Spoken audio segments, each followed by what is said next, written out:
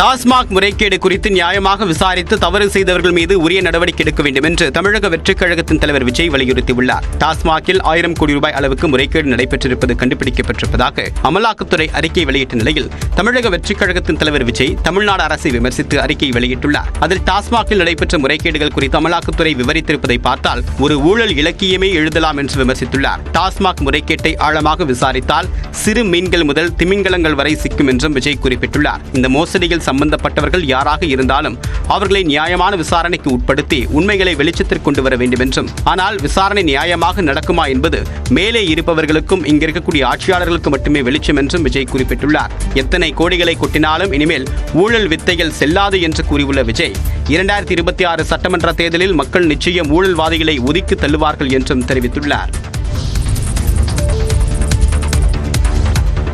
தமிழக அரசின் budget simply waste என எதிர்க்கட்சித் தலைவர் எடப்பாடி பழனிசாமி தெரிவித்துள்ளார். இது தொடர்பாக எடப்பாடி பழனிசாமி தனது எக்ஸ் பக்கத்தில் மக்களுக்கு ஒன்றுமே இல்லாத வெற்று பட்ஜெட்டை மறைக்க வீடியோ ஷூட் நடத்தியுள்ளதாக குறிப்பிட்டுள்ளார். உலக பொருளாதார அறிஞர்களுடன் இணைந்து பட்ஜெட்டை தயாரித்ததாக கூறியிருப்பது பொருளாதார ஆண்டின் நல்ல நகைச்சுவை என இபிஎஸ் கூறியுள்ளார்.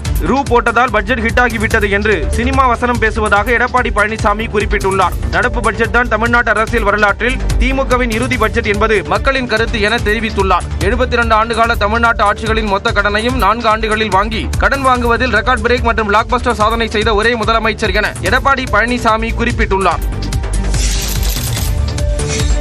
முன்னாள் அமைச்சர் செங்கோட்டையனின் நடவடிக்கை அநாகரிகமானது என அதிமுக செய்தி தொடர்பு செயலாளர் வைகை செல்வன் தெரிவித்த கருத்துக்கு முன்னாள் முதலமைச்சர் ஓ பன்னீர்செல்வம், அம்மா மக்கள் முன்னேற்ற கழகத்தின் பொதுச் செயலாளர் டிடிவி தினகரன் எதிர்வினை ஆற்றிய நிலையில் அதற்கும் வைகை செல்வன் பதிலடி கொடுத்துள்ளார். ஆனால் இந்த வேறுபாடுகளாலும் மன வருத்தங்களாலும் போனவர்கள் எப்படிப்பட்ட நிலைக்கு போனார்கள், காணாமல் போய்விட்டார். ஆக பிரச்சனை சொந்த அண்ணன் தம்பிகளுக்குள் பிரச்சனை என்று சொன்னால் பேசி தீர்க்க வேண்டும். உங்களுக்கு என்ன பிரச்சனையோ பொதுச் செயலாளர் சந்திக்க வேண்டும். அதை விடுத்து பொது வெளியில் இப்படி நடந்து கொள்வது அநாகரிகமான செயல். இந்த சம்பவம் குறித்து சம்பந்தப்பட்டவர்கள் தான் இந்த கேள்வி கேட்க வேண்டும். செங்கோட்டையன் அவர்கள் கழகத்தினுடைய மூத்த தலைமை கழகத்தின் நிர்வாகியாக செயல்பட்டிருக்கிறார். புரட்சித் தலைவர் காலத்திலிருந்து அம்மாவுடைய காலம் வரை அவர் கழகத்திற்கு பணியாற்றியிருக்கார் என்பதை தெரிவித்துள்ளார். சிறப்பான முறையில் செங்கோட்டையனை தூண்டி விடுறதுக்காக பேசல. செங்கோட்டையுடைய நடவடிக்கை நம்ம உங்களுக்கு தெரியும், நியாயமா இருந்தா நியாயமா இருக்குன்னு சொல்லுவோம். செங்கோட்டையன் எதற்காக வருத்தப்பட்டாரோ அது எல்லோருடைய வருத்தம். அது அம்மாவின் தொண்டர்கள், புரட்சி தலைவருடைய தொண்டர்களுடைய வருத்தம். மூத்த நிர்வாகியான செங்கோட்டையன் அதுல குரல் கொடுத்திருக்காரு. இன்னொன்னு சொல்றேன், அங்க உள்ளவர்களின் 90% பேருடைய மன ஓட்டத்தை அவர் வெளிப்படுத்தியிருக்காரு தான் நான் சொல்றேன். கோபத்தில் ஏதோதோ உளறி கொண்டிருக்கிறார். அமமுக கட்சி ஒரு கரிக்கோள், தின்னு கொழுகொழுன்று வளர்மே தவிர குஞ்சு பொறிக்காது என்று ஏற்கனவே பல மேடைகளில் நான் பேசியிருக்கிறேன். அந்த கருத்தை தான் மீண்டும் அவருக்கு நான் வைக்கிறேன். அரசியலில் தோற்று போனவருக்கெல்லாம் பதில் சொல்ல தேவையில்லை.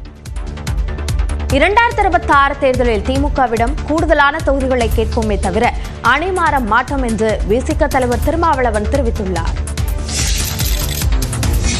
யார் யார் புதிய புதிய கட்சிகளை தொடங்கினாலும் அவர்களுக்கு என்ன செல்வாக்கு இருந்தாலும் விடுதலை சிறுத்தைகளை அவர்களால் சேதப்படுத்த முடியாது. நடிகர்கள் கட்சி தொடங்குவதால் விடுதலை சிறுத்தைகள் கட்சி கரைந்து விடாது என்று அந்த கட்சியின் தலைவர் திருமாவளவன் தெரிவித்துள்ளார். விடுதலை சிறுத்தைகள் கட்சி தேர்தல் ஆணையத்தின் அங்கீகாரத்தை பெற்றதை கொண்டாடக்கூடிய வகையில் விழுப்புரத்தில் விடுதலை சிறுத்தைகள் கட்சி சார்பில் நடைபெற்ற பொதுக்கூட்டத்தில் திமுக கூட்டணி கட்சி தலைவர்கள் பங்கேற்றனர். இதில் உரையாற்றிய திருமாவளவன், விஜயகாந்த் கட்சி தொடங்கும் போது விசிக கரையும் என்று பலர் கூறியது பொய்யாகிவிட்டதாக கூறினார்.